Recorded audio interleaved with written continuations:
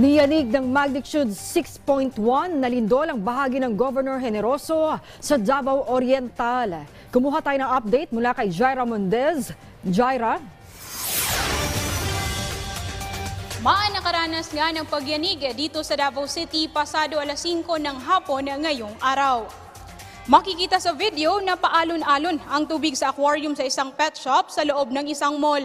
Dali-dali namang nag-duck, cover and hold ang mga tao na nasa loob ng gusali sa Davao City Library para sa pagsunod sa safety measures. Ayon sa PHIVOLCS Earthquake Information Number 1, ang nasabing lindol ay may magnitude 6.1 na naitala sa Governor Generoso, Davao Oriental. Ito ay may lalim na 105 kilometers na tumama sa karagatan ng Davao Oriental, kung saan intensity 4 ang naranasan sa Malungon, Sarangani. Naramdaman din ito sa General Santos City, Davao del Norte, Davao del Sur, Davao de Oro at Agusan del Sur. Ngunit sa update ng PHIVOLCS sa Earthquake Information Number 2 ay nasa magnitude 6 ang naitala na pagyanig kaninang hapon.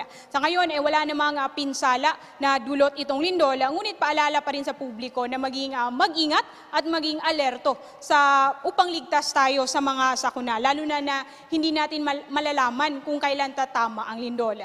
Yan muna ang latest mula rito sa Davao City. Jaira Mundez para sa Pambansang TV sa Bagong Pilipinas. Maraming salamat at ingat kayo dyan, Jaira Mundez.